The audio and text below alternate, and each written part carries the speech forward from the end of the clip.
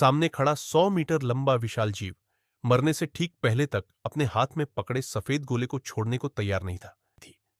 पता नहीं कैसे यह सफेद गोला अचानक इंसानों के सामने आ गया।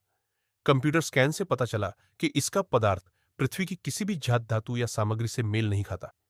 तभी एक व्यक्ति ने अपने दोनों हाथ इस गोले की सतह पर रख दिए और अनजाने में इसका कॉस्मिक पोजिशनिंग सिस्टम सक्रिय कर दिया। अगले ही पल गोले से निकली प्रोटॉन किरणें सीधे आकाशगंगा से बाहर दूसरे गैलेक्सी तक पहुंच गईं और सदियों से सो रहा विशाल जीव चोंगझू फेंको जाग उठा। जैसे ही वह अपने कवच के अंदर दाखिल हुआ, इसका मतलब था एक खून खराबे का दौर शुरू होने वाला है। लेकिन इंसान भी इतने आसान शिकार नहीं थे।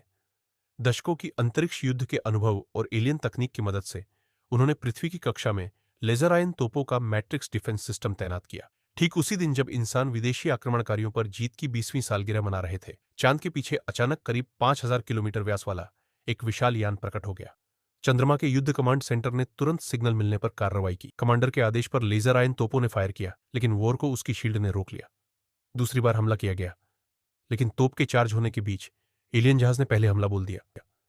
सिर्फ एक बार में पूरा चंद्रमा युद्ध केंद्र तबाह हो गया और वह जहाज पृथ्वी की ओर बढ़ता रहा। धरती पर उच्चतम सैन्य कमांडर ने सभी देशों के नेताओं की अनुमति से पृथ्वी कक्षा रक्षा प्रणाली सक्रिय की और इस बीच एलियन जहाज ने एक और हमला कर दिया। पलक झपकते ही पूरी पृथ्वी कक्षा रक्षा प्रणाली नष्ट हो गई। वह सीधा वायुमंडल को चीरता हुआ अटलांटिक महासागर के ऊपर मंडराने लगा। नजारा इतना भव्य और डरावना था कि कोई भी शब्द कम पड़ जाए। एलियन जहाज का द्रव्यमान इतना अधिक था, ऊपर से उसके इंजन में विशेष सक्शन डिवाइस लगे थे। तटीय क्षेत्रों के पूरे शहर और इमारतें हवा में उठने लगी, मानो प्रलय का दृश्य हो। और यह तो अभी एलियन का औपचारिक हमला भी नहीं था, लेकिन इंसानों का आधा घर पहले ही उजड़ चुका था।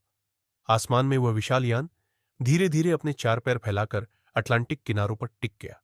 अब जाकर उसकी पूरी शक्ल दिखी। वह लगभग धरती की 1/4 सतह को ढक रहा था। एलियन सभ्यता का यह आक्रमण बेमिसाल और बेतुका था।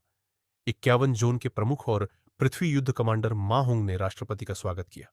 वे 20 साल से बंदी बनाए गए एलियन कारागार में गए। अचानक वे कैदी बेहद उत्तेजित हो गए। पहले लगा कि वे डर गए हैं, लेकिन लंबे बालों वाले वैज्ञानिक ने कहा, यह डर नहीं बल्कि खुशी है, क्योंकि उन्होंने अपने फेंग हाउ के आगमन को महसूस कर लिया था। लेकिन अब तक इंसान ये नहीं समझ पाए थे कि आखिर एलियन धरती पर हमला क्यों कर रहे हैं।